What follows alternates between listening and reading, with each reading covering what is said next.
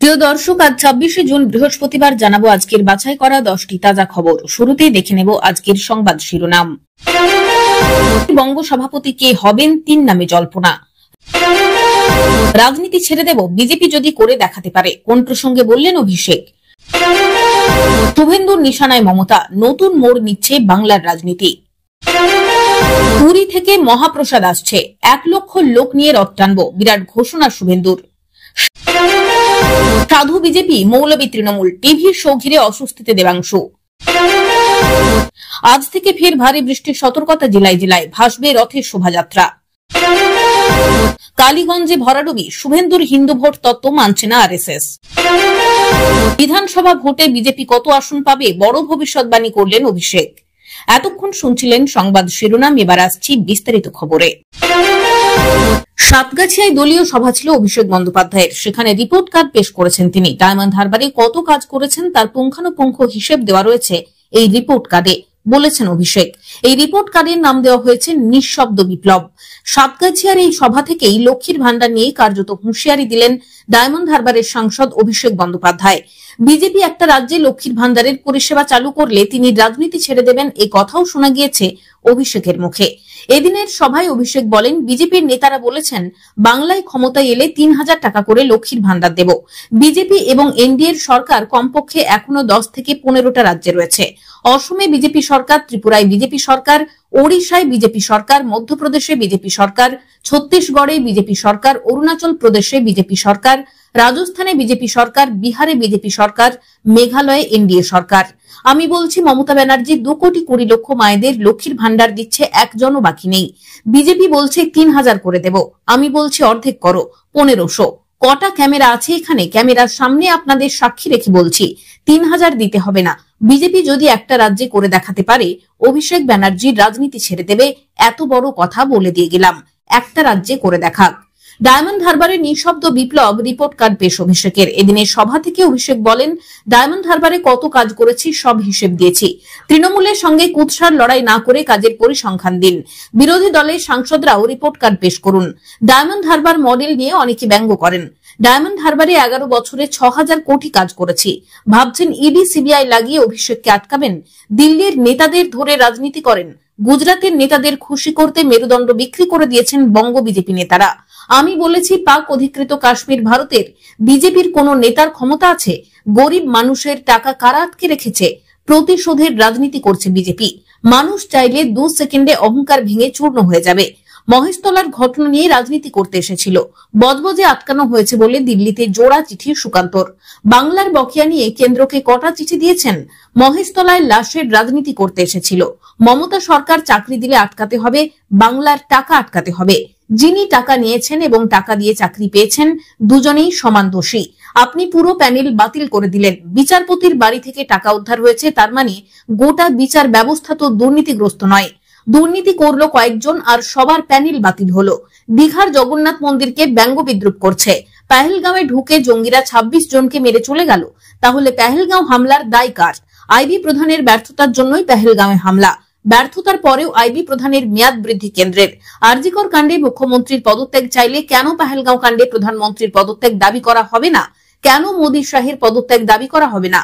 মমতা সরকারকে ছোট করতে বাংলাদেশকে সার্টিফিকেট। বাংলাদেশের সাধু সন্তদের উপর অত্যাচার চলছে। এরা নিজেদের ধর্মের রক্ষাকর্তা বলেন, বাংলার টাকা আটকে রেখে উল্টে বাংলার থেকেই জিএসটি আদায়। ডায়মন্ড হারবারে 12 লক্ষ মানুষকে স্বাস্থ্য পরিষেবা। এবছর আরো বড় আকারে সেবাশ্রয় ক্যাম্প হবে। ভোটের আগে লক্ষ্মীর ভান্ডার বন্ধের হুঁশিয়ারি দিয়েছিল বিজেপি। লক্ষ্মীর ভান্ডার বন্ধ করতে পেরেছে বিজেপি? তৃণমূলকে টাইট দিতে গিয়ে মানুষকে টাইট দিচ্ছে, বাংলাকে টাইট দিচ্ছে। পশ্চিমবঙ্গে বিজেপির সভাপতি পদে নতুন মুখ নিয়োগের বিষয়ে দিল্লি শীর্ষ নেতৃত্ব এখনো চূড়ান্ত সিদ্ধান্ত নিতে পারেনি। সূত্রের খবর, 3 জন প্রার্থীর নাম নিয়ে তীব্র জল্পনা চলছে। এই তালিকায় প্রথম নাম সাংসদ জ্যোতির্ময় সিং মাহাতোর, যিনি দলের মধ্যে শক্তিশালী অবস্থানের জন্য পরিচিত। এছাড়াও বিজেপি বিধায়ক অগ্নিমিত্রা পলও এই পদের জন্য শক্তিশালী দাবিদার হিসেবে আলোচনায় রয়েছেন। তৃতীয় নামটি রাজ্যসভার সাংসদ শ্রমিক ভট্টাচার্যের, যিনি দলের মধ্যে কৌশলগত গুরুত্ব বহন করেন। এই 3 নামের মধ্যে কে শেষ পর্যন্ত বঙ্গ বিজেপির নেতৃত্বে আসবেন তা নিয়ে দলের অভ্যন্তরে ও বাইরে তুমুল আলোচনা চলছে।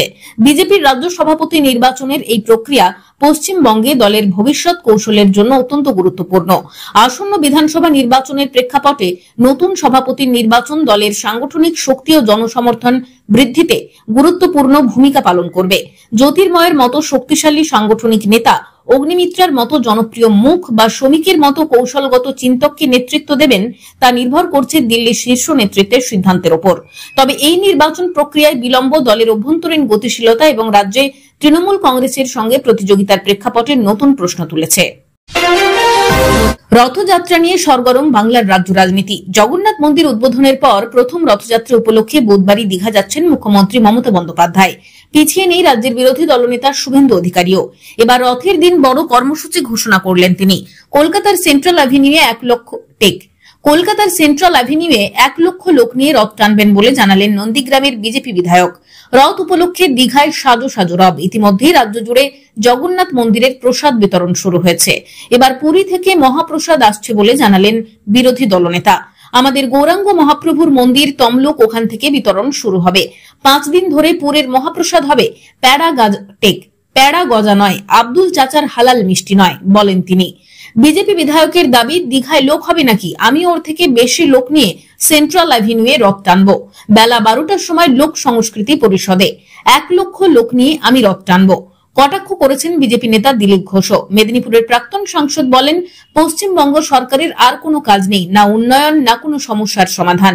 রাস্তায় বসে থাকা চাকরি প্রার্থী, চাকরিহারারা হাহাকার করছেন। তাদের সঙ্গে কথা বলার মতো সময় নেই। সমস্যা সমাধান করার চেষ্টা নেই। বিদ্যালয়গুলি উঠে যাবে কিনা তার কোনো চিন্তা নেই। এখন শুধুমাত্র নির্বাচনকে কেন্দ্র করে যা করার করছেন। আর কিছুই নেই, কেবল জগন্নাথ মন্দির। কালীগঞ্জ উপনির্বাচনের ফলাফল বিজেপির পক্ষে হতাশাজনক ছিল। এই পরিস্থিতিতে বিরোধী দলনেতা শুভেন্দু অধিকারী যে বুথ ভিত্তিক হিন্দু মুসলিম ভোট বিশ্লেষণ পেশ করেছেন তা মানতে নারাজ আরএসএস।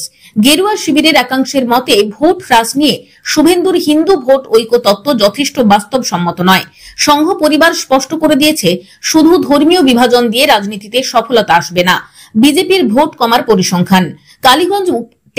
কালীগঞ্জ উপনির্বাচনে বিজেপি ভোট পেয়েছে 52,710টি, অর্থাৎ 28.29%, যেখানে 2019 লোকসভা ভোটে বিজেপি পেয়েছিল 63,245টি ভোট, অর্থাৎ 31.67%। 2021 বিধানসভাতেও বিজেপির ভোট প্রায় 31% ছিল, অর্থাৎ 3টি নির্বাচনের তুলনায় এবার ভোট প্রায় 3% কমেছে, যা ঘিরে চিন্তিত রাজ্য বিজেপি ও আরএসএস দুপক্ষই। শুভেন্দু দাবি করেছেন, মুসলিম অধ্যুষিত বুথগুলিতে বিজেপির প্রার্থী প্রায় কোনো ভোটই পাননি। হিন্দু সংখ্যাগরিষ্ঠ বুথে আমরা বেশিরভাগ এগিয়ে, এটা ভবিষ্যতের হিন্দু ঐক্যের ইঙ্গিত। এই বক্তব্যে বিজেপি রাজনীতিতে হিন্দুত্ববাদী কৌশলকে সামনে আনার চেষ্টা লক্ষ্য করা গেছে। আরএসএস সূত্রে জানা গিয়েছে, তারা শুভেন্দুর এই বিশ্লেষণের সঙ্গে একমত নয়। সংঘের মতে শুধু ধর্মীয় বিভাজন নয়, ভোট কমার প্রকৃত কারণ বিশ্লেষণ করতেই হবে। আরএসএস এর স্থানীয় টিমও কালীগঞ্জে কাজ করেছে। খুব শীঘ্রই ভোট কমার কারণ নিয়ে বিস্তারিত রিপোর্ট জমা দেবে তারা। বিজেপির ভেতরেই চলছে প্রশ্ন। বিজেপির আদিবাসী ও পুরনো কর্মীদের একাংশ মনে করছেন, দলের নেতৃত্বের কৌশলগত ভুলের ফলেই এই ব্যর্থতা এসেছে। অনেকেই দিলীপ ঘোষের সময়কার সংগঠনের কাঠামোকে বর্তমান নেতৃত্বের চেয়ে কার্যকর বলছেন। সামনের ভোটের জন্য সতর্কবার্তা। এই উপনির্বাচনের ফল 2026 বিধানসভা ভোটের আগে সতর্ক সংকেত হিসেবেই দেখছে আরএসএস। সংঘের মতে যদি এখনই কৌশল পাল্টানো না হয়, তাহলে রাজ্যে বিজেপির ভবিষ্যৎ ভালো নয়। বিজেপির যুব মোর্চার এক কর্মসূচিতে অংশ নিয়ে পশ্চিমবঙ্গের বিরোধী দলনেতা শুভেন্দু অধিকারী রাজ্য সরকার ও মুখ্যমন্ত্রী মমতা বন্দ্যোপাধ্যায়কে তীব্রভাবে আক্রমণ করেছেন। তার বক্তৃতায় আইন শৃঙ্খলা, রাজ্যের আর্থিক পরিস্থিতি এবং সাম্প্রতিক বিতর্কিত ঘটনা সহ একাধিক গুরুত্বপূর্ণ ইস্যুতে রাজ্যকে নিশানা করা হয়েছে। রাজনৈতিক মহলের ধারণা, শুভেন্দুর এই আক্রমণাত্মক বার্তা আগামী দিনে বাংলার রাজনীতিতে নতুন মেরুকরণ তৈরি করতে পারে। মঙ্গলবার কলকাতার বুকে আয়োজিত এই কর্মসূচিতে শুভেন্দুর উপস্থিতি ছিল চোখে পড়ার মতো। তার চিরাচরিত আক্রমণাত্মক ভঙ্গিতে তিনি মুখ্যমন্ত্রী মমতা বন্দ্যোপাধ্যায়কে ব্যক্তিগতভাবে নিশানা করেন, যা অনেককে বিস্মিত করেছে। সাধারণত রাজনৈতিক বক্তৃতায় দলগত সমালোচনা থাকলেও শুভেন্দু এদিন সরাসরি মুখ্যমন্ত্রীর বিরুদ্ধে অভিযোগ তুলেছেন। এই ধরনের ব্যক্তিগত আক্রমণ রাজনৈতিক কৌশল নাকি এর গভীরে অন্য কোনো বার্তা লুকিয়ে আছে, তা নিয়ে জল্পনা শুরু হয়েছে।